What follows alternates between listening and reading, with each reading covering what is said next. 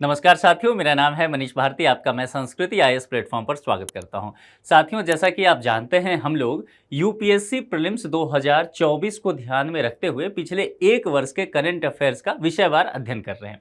उसके लिहाज से अगर देखें तो आज हम जो चर्चा करने वाले हैं वह इंटरनेशनल रिलेशंस के टॉपिक पर चर्चा करने वाले हैं, यानी कि आईआर को लेकर के। और ये महीना कौन सा होने वाला है? अप्रैल 2023, यानी कि पिछले साल अप्रैल 2023 में वे सभी मुद्दे जो कि इंटरनेशनल रिलेशंस के हिसाब से महत्वपूर्ण हो सकता है, पूरे एक महीना के दौरान उस पर हम चर्चा कर लेंगे। यानी कि ये पूरा लेक्चर अगर आप देख लेते हैं, इसका नोट्स आप बना लेते हैं, तो आपको अप्रैल 2023 से संबंधित आईआर विषय से संबंधित जितना भी प्रश्न यूपीएससी पूछ सकती है वह सब आपके रडार में होने वाला है। तो ध्यान रखना है कि हम मंथ वाइज लाने वाले हैं। जिस तरह से आज के इस लेक्चर में मैं अप्रैल की चर्चा करूंगा, फिर मई की चर्चा करेंगे, फिर जून की, इस तरह से हम बढ़ते चलेंगे। ठीक है, अब आपके पास तो समय भी थोड़ा सा अधिक हो गया है। 16 जून 2024 को प्रीलिम्स होने वाला है। आप जानते हैं जनरल इलेक्शन की वजह से बढ़ा दिया गया है।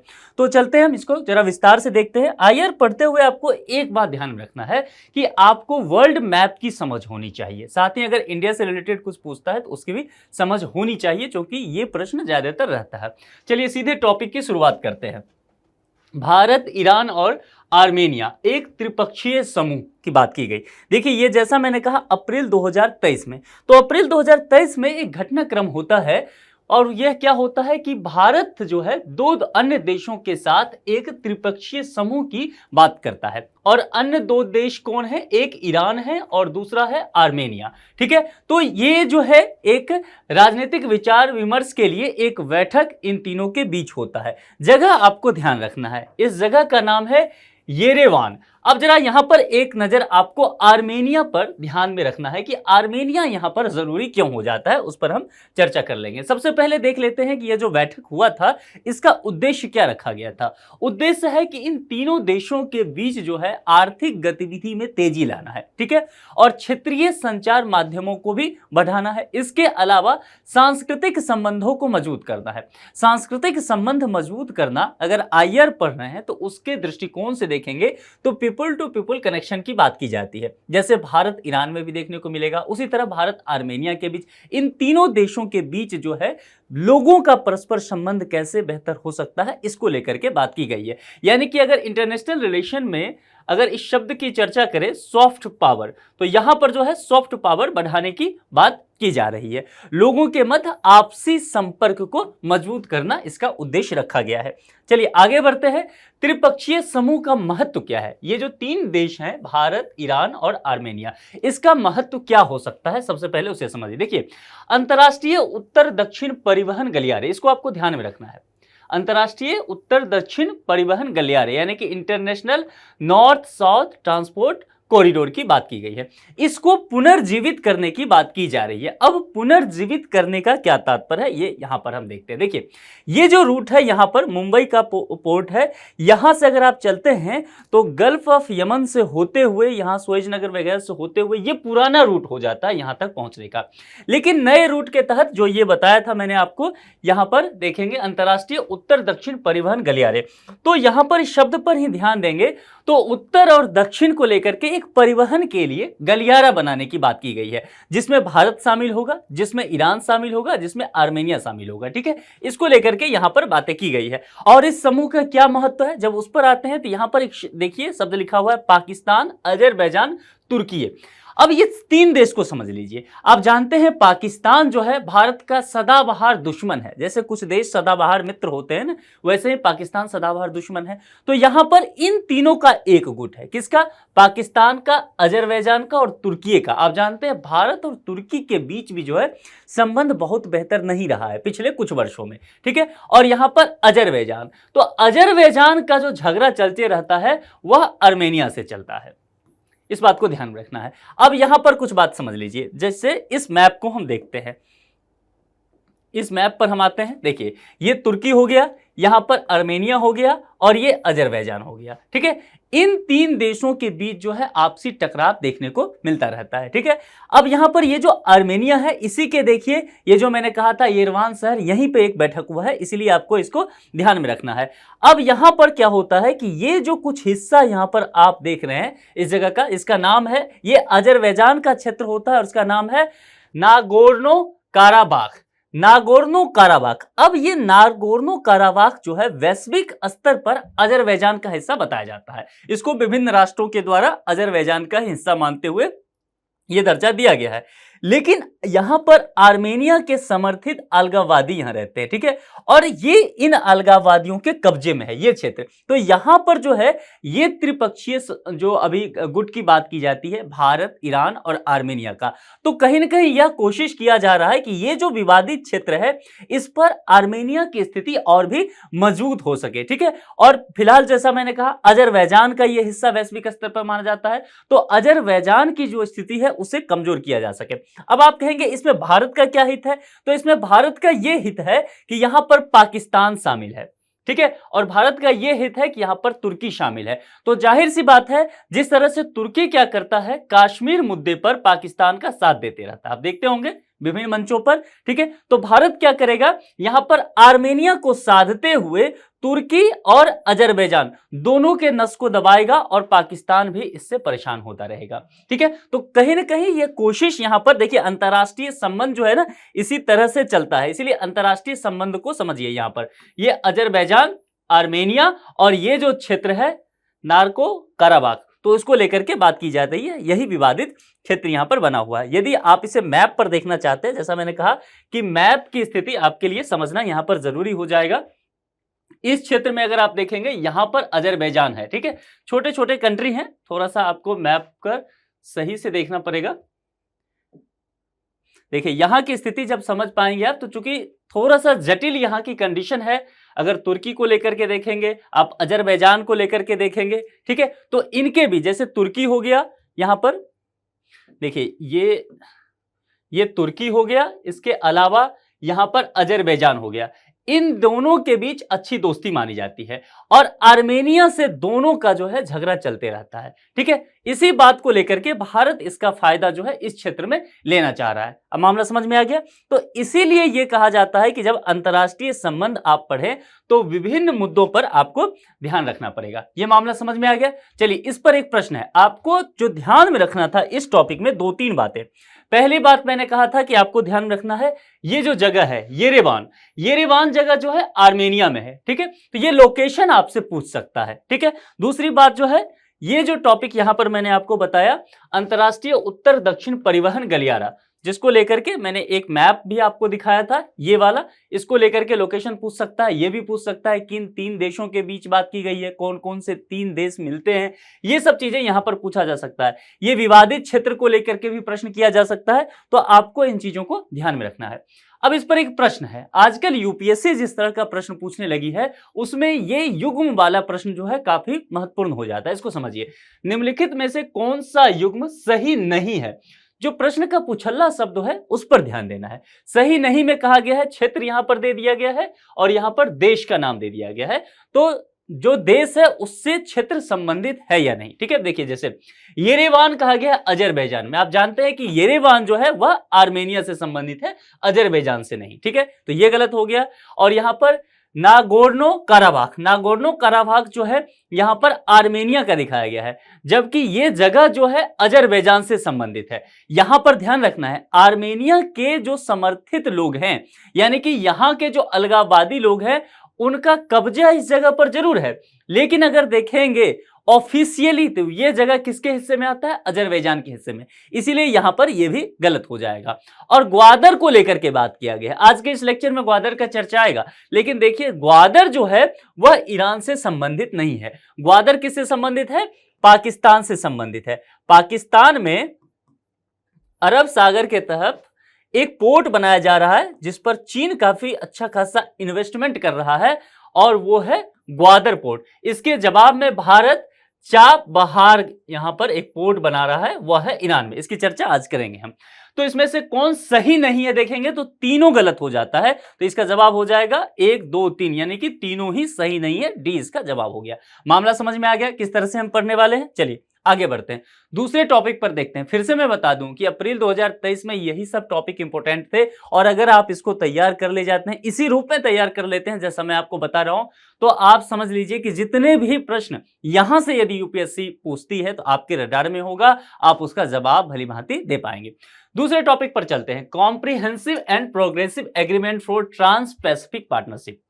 ट्रांस पैसिफिक पार्टनरशिप, इसको कहते हैं CPTPP, ठीक है, कहीं कहीं इसको TPP11 भी लिखा मिलेगा, तो आपको ये ध्यान में रखना है। अगर इस तरह का शब्द लिखा मिले तब भी आपको यही समझना है। ये मामला क्लियर हो गया। चलिए, ये चर्चा में क्यों है? दरअसल देखिए, यूनाइटेड किंगडम जो है इसका एक हिस्सा बनने के लिए सहमत हो गया। ये अप्रैल 2023 की बात है, ठीक है। तो इस संगठन का हिस्सा बनने के लिए सहमत हो गया है, और यूनाइटेड किंगडम ऐसा करता है तो इस संगठन में शामिल होने वाला ये यूरोप का पहला देश होगा, और ये पहला नया सदस्य भी होगा। ध्यान रखना है, पूछ सकता है क्या भारत इसका सदस्य है? नहीं, भारत इसका सदस्य देश नहीं है। अब इसका लोकेशन क्या हो सकता है, जरा इसको देख लेते हैं। जैसा मैंने कहा था, TPP11 सिग्नेटरीज के बारे में पूछ सकता है कि कौन 11 देश हैं इसमें, यानी कि 11 जैसा ही आ गया, मैंने यहां आपको बताया था 11 होगा, तो यहां पर इसका मतलब हो गया कि 11 देश इसमें शामिल हैं, इसके मेंबर हैं, ठीक है। 11 देशों के बीच एक मुक्त व्यापार समझौता है, फ्री ट्रेड एग्रीमेंट की बात की जा रही है, और मार्च 2018 में इस पर हस्ताक्षर किया गया था। तब 11 देश इसमें थे। अब जैसा मैंने कहा, यूके इसमें जुड़ गया है, तो यूके एक तो यूरोप का शामिल होने वाला पहला देश है, यानी कि एक बात तो क्लियर हो गया कि इसमें यूरोप का कोई भी कंट्री शामिल नहीं है, ठीक है। तो एक नया सदस्य, एक तो यूरोप का पहला देश, और दूसरा कोई नया सदस्य शामिल हुआ है, वह भी पहले, क्योंकि 11 पहले से ही था, उसके बाद कोई भी नया देश शामिल नहीं हुआ था। यूरोप शामिल होने वाला पहला नया देश और यूरोप का पहला देश है। इतना मामला क्लियर हो गया, और दिसंबर 2018 से इसे लागू कर दिया गया। अब यहां पर समझ लीजिए इसके कंडीशन को, मैप को देखिए जरा, यहां पर कौन कौन से देश हैं। देखिए, नाम क्या था, comprehensive and progressive agreement for trans Pacific partnership की बात की गई थी, ट्रांस पैसिफिक पार्टनरशिप। इसीलिए लोकेशन को देखिए, यहां पर प्रशांत देखिए पैसिफिक ओशियन दिख रहा है, प्रशांत महासागर, इसके इर्द गिर्द के देशों की स्थिति देखिए। यहां पर आपको कनाडा देखने को मिल जाएगा, मैक्सिको देखने को मिल जाएगा, पेरू, चिली। अब ये पेरू, चिली जो है ये लैटिन अमेरिका का हिस्सा पड़ जाता है, ठीक है। उसके बाद ऑस्ट्रेलिया महाद्वीप का देखेंगे तो ऑस्ट्रेलिया पड़ेगा, और न्यूजीलैंड, 2 कंट्री पड़ जाता है। उसके बाद अगर आप देखेंगे यहां पर आसियान कंट्री को लेकर के, तो सिंगापुर हो गया, ब्रुनेई हो गया, मलेशिया, वियतनाम हो जाएगा, और एक यहां पर जापान, प्रायद्वीप की बात करें तो जापान इसमें शामिल हो जाएगा। तो कुल मिलाकर के अगर आप देखेंगे तो ये 11 देश हैं, और एक नया देश शामिल हो गया अब इसमें, यूके, ठीक है, जो कि यूरोप का देश है, ठीक है। इतना मामला समझ में आ गया। ध्यान रखना है, आपसे ये पूछा जा सकता है, पैसिफिक ओशियन के पास चूंकि यूएसए भी है, तो आपसे ये पूछा जा सकता है क्या यूएसए इसका मेंबर है। आप देखिए जरा, इसमें यूएसए मेंबर है मैप पर, तो यूएसए इसका मेंबर नहीं है, यानी कि इस फ्री ट्रेड एग्रीमेंट में यूएसए पार्टिसिपेट नहीं कर रहा है। 12 देश अब इसमें है और यूएसए उसमें नहीं है, क्योंकि ये गलती करने के चांसेस हैं, क्योंकि यूएसए के ऊपर कनाडा भी मेंबर है, नीचे मैक्सिको भी मेंबर है। आप ये मान के चलेंगे कि अमेरिका भी इसका सदस्य होगा, लेकिन नहीं है। यहीं पर प्रश्न पूछा जा सकता है लोकेशन को लेकर के, तो ये आपको ध्यान में रखना है। चलिए इस पर एक प्रश्न देखते हैं। Comprehensive and progressive agreement for trans Pacific partnership के संदर्भ में निम्नलिखित कथनों पर विचार कीजिए। सही है पूछा गया है। यह प्रशांत महासागर के 12 तटवर्ती देशों के बीच एक मुक्त व्यापार समझौते FTA है, ठीक है। यहां पर पूछा गया वर्ष 2018 में भारत इसका सदस्य बना। मैंने पहले भी कहा कि भारत इसका सदस्य नहीं है, जैसा कि यहां पर ट्रांस पैसिफिक पार्टनरशिप है, शब्द से ही पता चल जाता है पैसिफिक ओशियन के इर्द गिर्द वाले कंट्री हैं। प्रशांत महासागर के 12 तटवर्ती देशों, ध्यान दीजिए 11 तो तटवर्ती देश हैं, और एक जो यहां पर मैंने कहा कि वह यूके शामिल हो गया, तो जाहिर सी बात है ये भी स्टेटमेंट यहां पर गलत हो जाएगा, और ये तो गलत है ही, तो दोनों ही गलत हो जाएगा। पूछा है सही कौन है, तो सही कोई भी स्टेटमेंट नहीं है, तो डी होगा, ना तो 1 और ना ही 2, जवाब हो गया डी। चलिए आगे बढ़ते हैं। तीसरे टॉपिक जो अप्रैल 2023 में IR के लिहाज से महत्वपूर्ण है, अंतरराष्ट्रीय कृषि विकास कोष। देखिए बाकी जितने भी टॉपिक पर आज मैं चर्चा करूंगा उसमें थोड़ा सा कम इंपॉर्टेंट है, ऐसा नहीं है कि ये महत्वपूर्ण नहीं है, लेकिन बाकियों के तुलना में थोड़ा सा कम इंपॉर्टेंट, इसे आप कह सकते हैं। चर्चा में क्यों रह गया है, तो IFAD और जापान ने एक समझौता किया है, क्या, तो निजी क्षेत्रक और लघु पैमाने के उत्पादकों के बीच संवर्धित संबंध पहल की शुरुआत करने की बात की गई है। ध्यान रखना है, IFAD और जापान। यदि इससे संबंधित प्रश्न आता है तो इस संस्था के बारे में पूछा जाएगा और पूछा जाएगा किस कंट्री के बीच में, तो जापान का नाम आपको ध्यान रखना है। इसका कुछ लक्ष्य तय किया गया है, मोटो तैयार किया गया है। क्या है?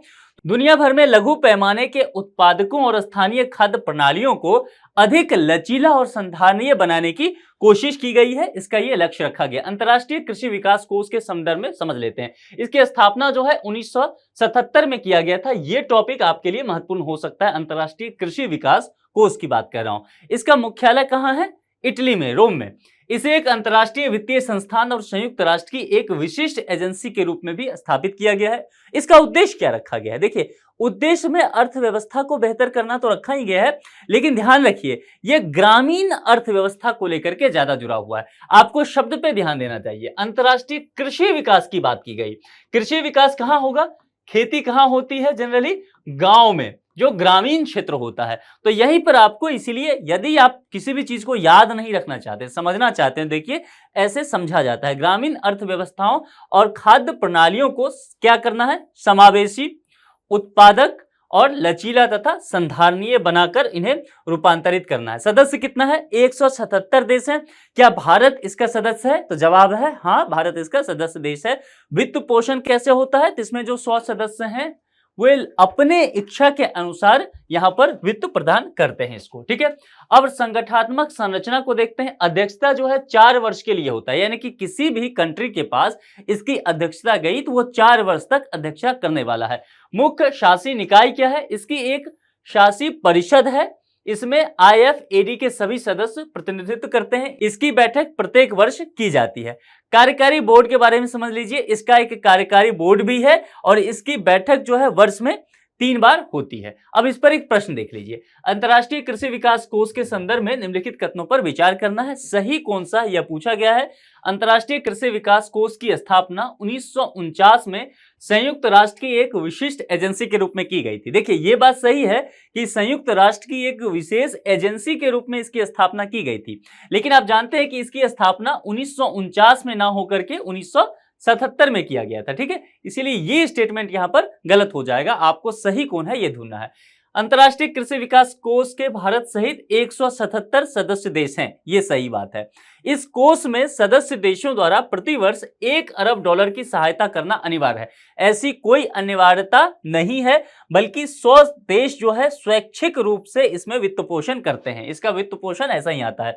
तो जाहिर सी बात है ये भी गलत हो गया। सही पूछा गया है तो केवल दूसरा स्टेटमेंट सही है। देखिए यहां पर बी में है। ठीक है, तो इसका सही जवाब केवल 2 यानी कि बी स्टेटमेंट हो जाएगा। इतना मामला सही समझ में आ गया।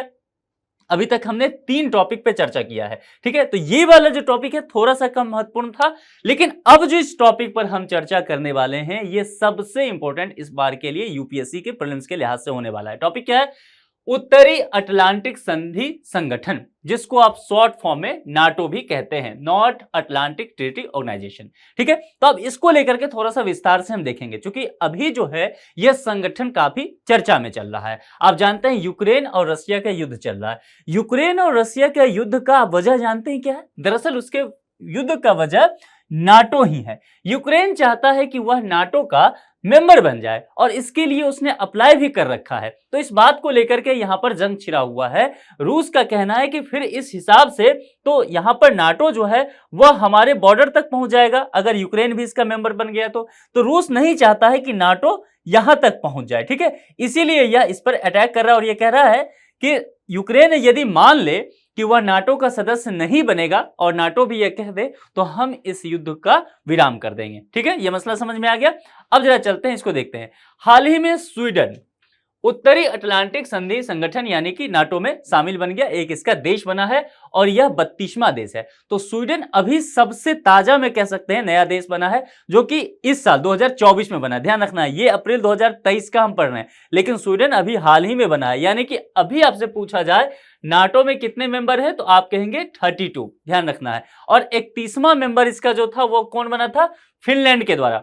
तो स्वीडन 32वां हो गया और फिनलैंड जो है इसका 31वां मेंबर है। अब जरा इसकी स्थिति देख लीजिए। ये जो है यूनाइटेड स्टेट्स हो गया यहां पर, कनाडा हो गया। और ये यूरोप के जो देख रहे हैं आप देश, लगभग देखिए सभी देश जो है नाटो का मेंबर बन चुका है। और नाटो जो है वह एक कह सकते हैं कि आप सैन्य संगठन है, ठीक है। और इसका एक रूल है कि किसी भी देश ने इसके किसी भी एक देश पर, इस संगठन के किसी एक देश पे आक्रमण किया तो बाकी सभी देश उससे युद्ध करेंगे।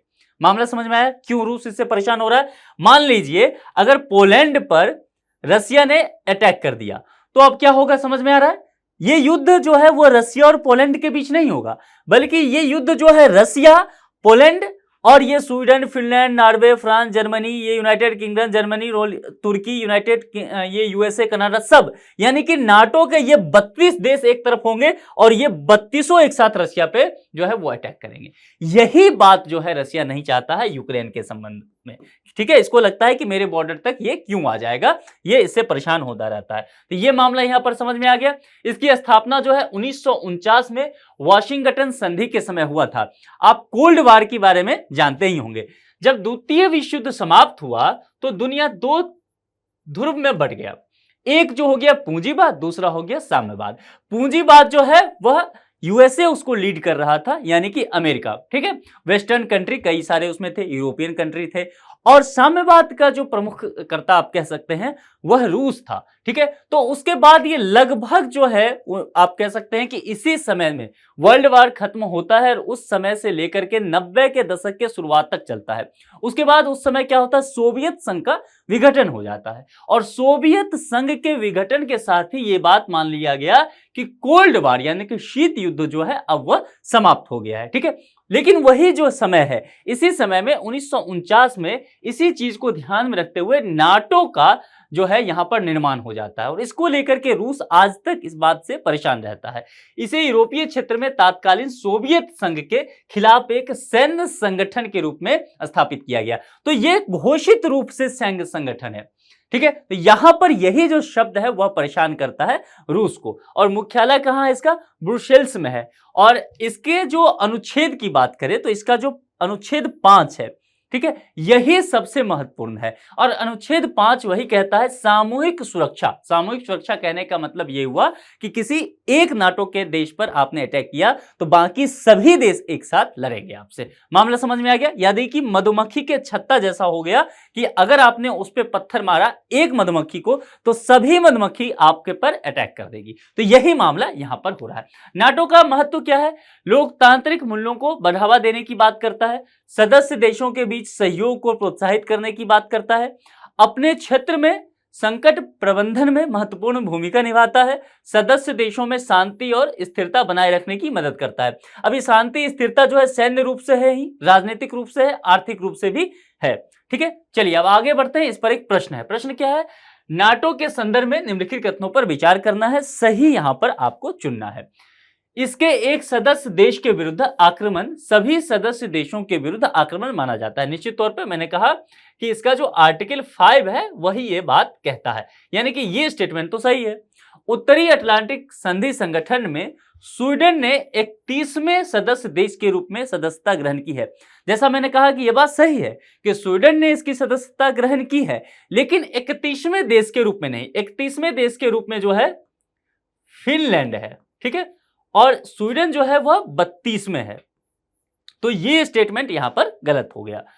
और नाटो संगठन की स्थापना 1949 में ब्रुसेल्स संधि द्वारा हुआ था। देखिए 1949 में हुआ था, लेकिन ब्रुसेल्स संधि के द्वारा नहीं हुआ था बल्कि वाशिंगटन संधि के द्वारा हुआ था और यहां पर इसका मुख्यालय है। तो जाहिर सी बात है ये स्टेटमेंट भी गलत हो गया। आपसे पूछा गया सही कौन सा है, तो इसका सही जवाब होगा, यानी कि पहला केवल सही है, पहला ए में है, इसका सही जवाब ए हो जाएगा। चलिए ये टॉपिक हो गया, आगे बढ़ते हैं। अब यहां पर G7 देशों की बैठक की बात करते हैं। यह भी इंपॉर्टेंट टॉपिक है। ये जो G7 है ना, कभी ये G8 हुआ करता था, यानी कि G8 जब हुआ करता था तो रूस भी इसका एक हिस्सा हुआ करता था, लेकिन रूस पर कई तरह के प्रतिबंध लगे। इस ग्रुप से रूस निकल गया या निकाल दिया गया, जो भी कह सकते हैं, लेकिन फिलहाल अब रूस इसका हिस्सा नहीं है। तो ये G8 जो था घट करके फिर से क्या हो गया, G7 हो गया। अब ये G7 कहने का मतलब क्या हुआ, यानी कि ग्रुप बना, 7-8 लोग बैठ गए, 8 लोग पहले बैठे थे और ये लगभग विकसित देश हैं, इनका कहना था कि चलिए हम बैठ करके मिल बैठ के शांति वगैरह की बातें करते हैं, सहयोग की बातें करते हैं, अब जैसे दोस्तों के बीच करते हैं, कुछ ऐसा ही था। बाद में रूस से इनका सही से संबंध बना नहीं, रूस निकल गया, तो अब इस ग्रुप में यानी कि ग्रुप 7, तो 7 देश हैं। ये जो 7 है ये कंट्री को डिनोट करता है, ठीक है, और ये ग्रुप की बात करता है। G7 देशों के जलवायु और पर्यावरण मंत्रियों की बैठक जो है साप्पोरो जापान में संपन्न हुई, ये अप्रैल 2023 की बात की गई है, ठीक है।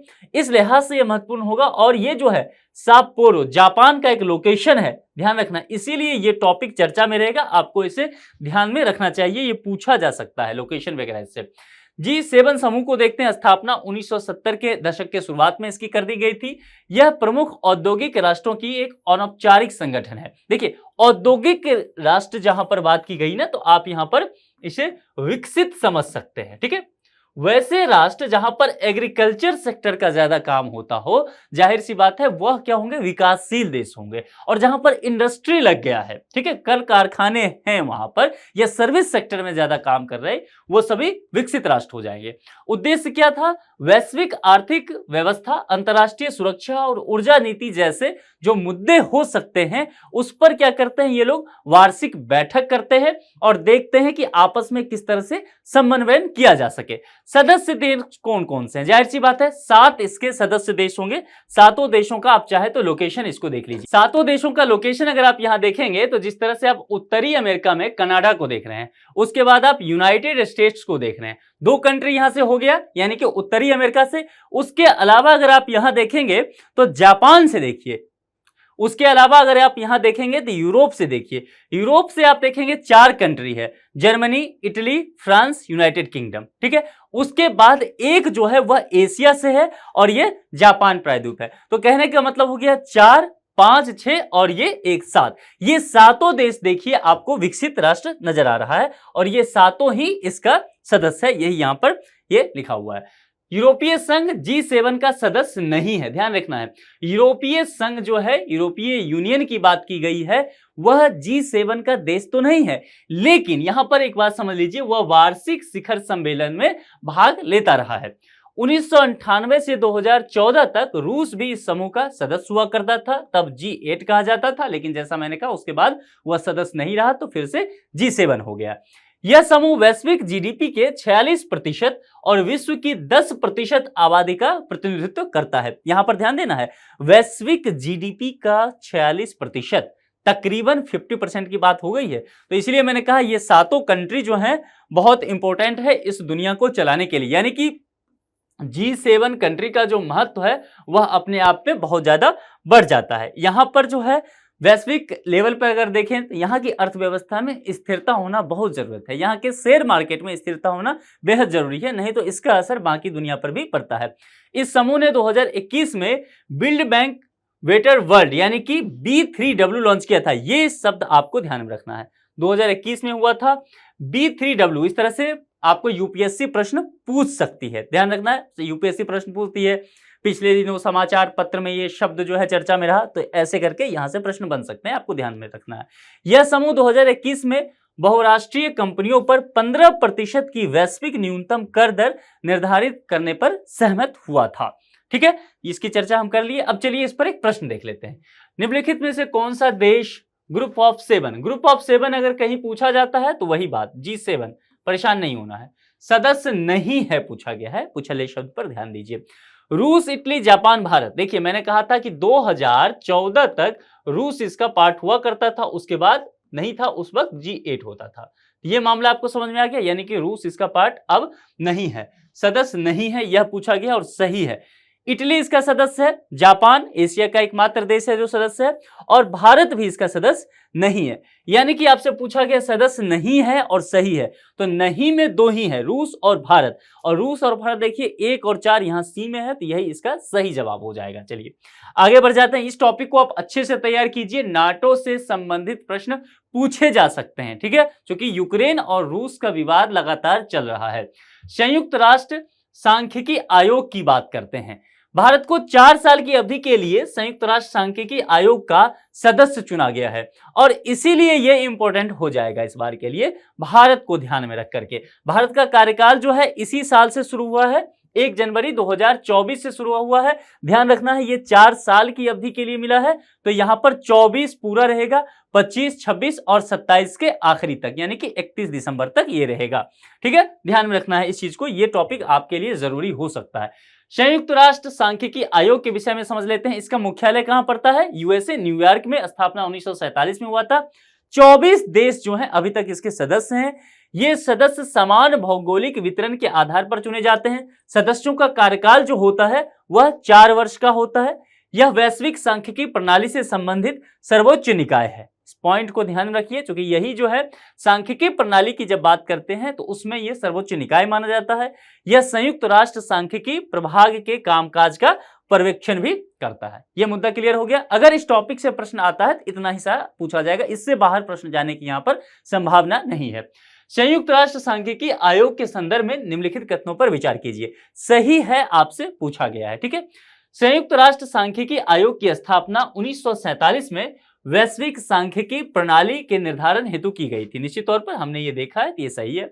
भारत को 1 जनवरी 2024 से 3 वर्ष की अवधि के लिए संयुक्त राष्ट्र सांख्यिकी आयोग का सदस्य चुना गया है। यह बात सच है कि भारत को इसका चुना तो गया है, 1 जनवरी 2024 से भी चुना गया है, लेकिन 3 वर्ष के लिए नहीं चुना गया है, बल्कि 4 वर्ष के लिए चुना गया है। तो एक एक शब्द पे ध्यान दीजिए, कहां से क्या गलत आपसे करवा लिया जाए कोई नहीं जानता है। तो सही कौन सा है? पहला ही सही है, तो केवल एक इसका सही हो जाएगा। चलिए अगले टॉपिक पर चलते हैं, और अगला टॉपिक है चाबहार बंदरगाह। और मैं कहूं 2023 में अप्रैल महीना में इंटरनेशनल रिलेशन से जो टॉपिक आया था उसमें सबसे इंपॉर्टेंट यदि यही टॉपिक है तो इसमें कोई अतिशयोक्ति नहीं होने वाला है। ठीक है, और ये टॉपिक अभी भी चर्चा में बना हुआ है। आप जानते हैं हाल ही में क्या हुआ था, चीन के जो कुछ इंजीनियर्स थे उस पर बलूचिस्तान में अटैक हुआ था। तो ये जगह जो बन जाता है ये चाबहार, उसका संबंध कहीं ना कहीं जाके पाकिस्तान से जुड़ता है। कैसे, वहां हम बात करेंगे।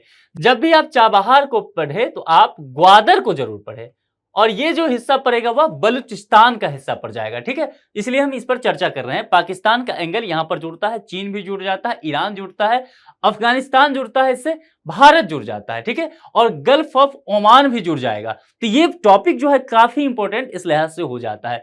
चाबहार बंदरगाह पर भारत मध्य एशिया संयुक्त कार्य समूह की पहली बैठक जो है वह मुंबई में संपन्न हुई। चलिए ये एक था, इतना देखिए, इतना ही चर्चा का विषय था। करंट अफेयर्स यहां पर खत्म हो गया, इससे आगे आपके पास जानकारी होनी चाहिए। अब चाबहार बंदरगाह को लेकर के देख लेते हैं। ओमान की खाड़ी की मैंने बात की कि ओमान की खाड़ी पर दक्षिण पूर्वी ईरान के सिस्तान बलूचिस्तान प्रांत में ये स्थित है। चलिए जरा हम मैप को भी आपको साथ में दिखाते चलते हैं। मुंबई में इसकी बैठक हुई, पोर्ट है भारत का यहां पर। अब यहां पर देख लीजिए, ये ईरान का जो बलूचिस्तान वाला हिस्सा है, यहां पर चाबहार पोर्ट है। अच्छा आप जानते हैं ना, बलूचिस्तान जो है उसका एक बड़ा सा हिस्सा जो है वह पाकिस्तान में, वहीं कुछ हिस्सा जो है वह ईरान में भी पड़ जाता है। तो यह जो है ईरान वाले हिस्से में है। और यहां पर ग्वादर है, ग्वादर जो है वह बलूचिस्तान प्रांत में पड़ता है और पाकिस्तान का हिस्सा पड़ता है। यहां पर जो है चीन अपना निवेश कर रहा है, क्योंकि चीन चाहता है कि इस रूट से अगर वो अपना माल ले जाता है, मान लीजिए यहां से होते हुए साउथ चाइना सी होते हुए चाइना में, तो उसको काफी लंबा यात्रा करना पड़ता है।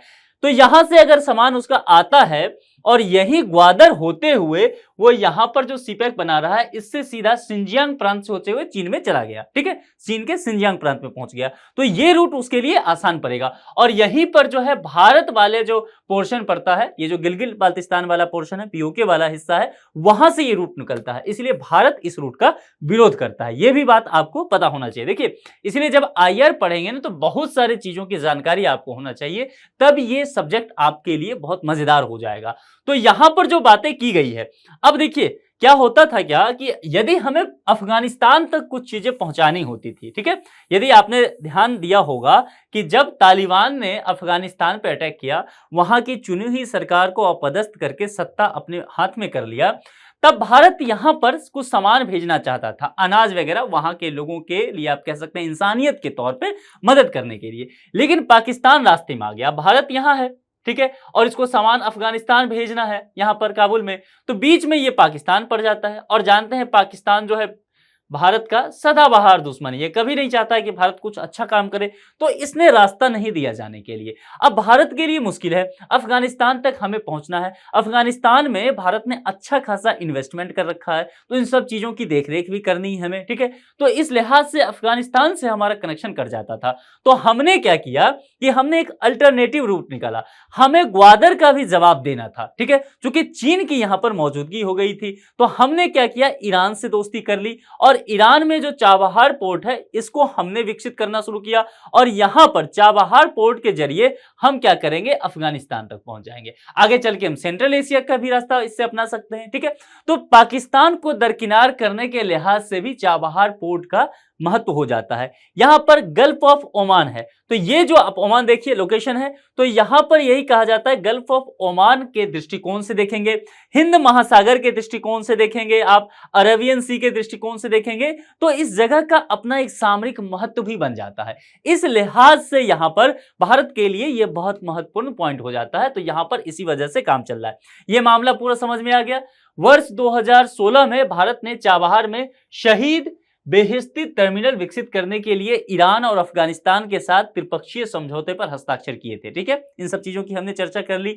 यह भारत का पाकिस्तान को दरकिनार करते हुए अफगानिस्तान और अंततः मध्य एशिया तक पहुंचने का एक रास्ता है, सक्षम उसे बना देगा, यह भी हमने बात कर लिया। चाबहार की होर्मुज जलद मरुमध्य और हिंद महासागर के निकट जो है वह सामरिक अवस्थिति है, इस लिहाज से इसका सामरिक महत्व भी हो जाता है, जिसकी चर्चा हमने यहां कर ली। यह पूरा टॉपिक आपको समझ में आया, क्योंकि इसका बहुत ज्यादा महत्व है और यह पूछा जा सकता है, यह ज्यादा इंपॉर्टेंट है। अच्छा, दूसरी एक बात समझ लीजिए, ये जो चाबहार है यहां पर और यहां पर ग्वादर है, इसके बीच जो है वह डिस्टेंस भी बहुत ज्यादा नहीं है, ये आसपास ही है। जैसा मैंने कहा, ये एरिया जो है वो बलूचिस्तान का एरिया पड़ता है, कुछ हिस्सा पाकिस्तान में और कुछ हिस्सा ईरान में। तो यहां पर चाबहार से ग्वादर के बीच की जो दूरी है वह केवल 72 किलोमीटर का है, ठीक है। तो ये पोर्ट भी जो है वह आसपास में रहेगा, यहां भारत तो यहां चीन, यहां पाकिस्तान तो यहां ईरान। समझ में आ रहा है मामला? तो इस लिहाज से वह ज्यादा हमारे लिए महत्वपूर्ण एरिया बन जाता है। चलिए, अब इस पर एक प्रश्न है, भारत द्वारा चाबहार बंदरगाह विकसित करने का क्या महत्व है, इस पर पूछा गया है। 4 स्टेटमेंट है। अफ्रीकी देशों से भारत के व्यापार में अपार वृद्धि होगी। जाहिर सी बात है, देखिए अफ्रीकी देशों से इसका कोई लेना देना नहीं है। तेल उत्पादक अरब देशों से भारत के संबंध सुदृढ़ होंगे, अरब देशों से भी कोई लेना देना नहीं है। अफगानिस्तान और मध्य एशिया, ध्यान देना है, अफगानिस्तान की चर्चा आ गई, और मध्य एशिया में पहुंच के लिए भारत को पाकिस्तान पर निर्भर नहीं होना पड़ेगा। हम पहले भी बात कर चुके हैं कि एक तो ग्वादर का जवाब हमने दिया चाबहार से, दूसरा पाकिस्तान को दरकिनार करने के लिए, अफगानिस्तान तक पहुंच बनाने के लिए और भविष्य में सेंट्रल एशिया तक पहुंच बनाने के लिए चाबहार पोर्ट हमारे लिए महत्वपूर्ण हो जाता है। तो ये एक स्टेटमेंट सही है। पाकिस्तान, इराक और भारत के बीच गैस पाइपलाइन का जो है संस्थापन सुकर बनाएगा और उसकी सुरक्षा करेगा, यह भी हमारे लिए आवश्यक नहीं है। यानी कि इसका सही जवाब जो है वह सी हो जाएगा। तो आपने देखा कि जो अप्रैल 2023 में इंटरनेशनल रिलेशन से टॉपिक आए थे वो यही टॉपिक थे और यही महत्वपूर्ण है, इसी से प्रश्न यूपीएससी बना सकती है। अब जो मैं अगला लेक्चर लेकर के आऊंगा, लेक्चर 2, उसमें हम अप्रैल का आज हम चर्चा कर लिए हैं, अब हम मई 2023 में जो इंटरनेशनल रिलेशन से जरूरी मुद्दा है उस पर चर्चा करेंगे। इसका नोट्स कहां मिलेगा, यानी कि ये पीडीएफ कहां मिलेगा? आप में से बहुत सारे लोगों का मैंने कमेंट बॉक्स में ये प्रश्न देखा था, फिर से मैं बता देता हूं, पहले भी बता चुका हूं। ये जो पूरा पीडीएफ है यह आपको बिल्कुल फ्री ऑफ कॉस्ट मिल जाएगा। ये संस्कृति आईएएस के टेलीग्राम चैनल पे उपलब्ध होगा। अब संस्कृति आईएएस के टेलीग्राम चैनल पे कैसे पहुंचे, इस वीडियो के डिस्क्रिप्शन बॉक्स में जाइए, वहां पर टेलीग्राम चैनल का लिंक दिया गया है, उस लिंक को चटकाइए, सीधा पहुंच जाएंगे टेलीग्राम चैनल संस्कृति आईएएस का। वहां ज्वाइन का ऑप्शन नीचे में आएगा, ज्वाइन कीजिएगा। ये पीडीएफ जो है पूरी तरह से वहां उपलब्ध हो जाएगा, ये लेक्चर भी आपको मिल जाएगा, ठीक है। आप चाहें तो इसके अलग से नोट्स बना सकते हैं, या पूरा पीडीएफ मिल गया तो आपके लिए नोट का भी ये काम कर जाएगा। तो इस लेक्चर में इतना ही रखते हैं। दूसरे लेक्चर में हम मई 2023 में जो इंटरनेशनल रिलेशंस के टॉपिक हैं उसके साथ आपसे मुलाकात करेंगे। यदि आपको फिर भी लगता है कि करंट अफेयर्स में, इंटरनेशनल रिलेशंस में कुछ पॉइंट ऐसे हैं, कोई टॉपिक ऐसा है जो आपके लिए कॉम्प्लेक्स है, चर्चा की जानी चाहिए, तो कमेंट बॉक्स में आपका स्वागत है, आप लिख दीजिए, हम उस पर चर्चा करेंगे। तो आज के लेक्चर में इतना ही रखते हैं, दूसरे लेक्चर में फिर मुलाकात होगी। अपना बेहद ख्याल रखिए। Thank you.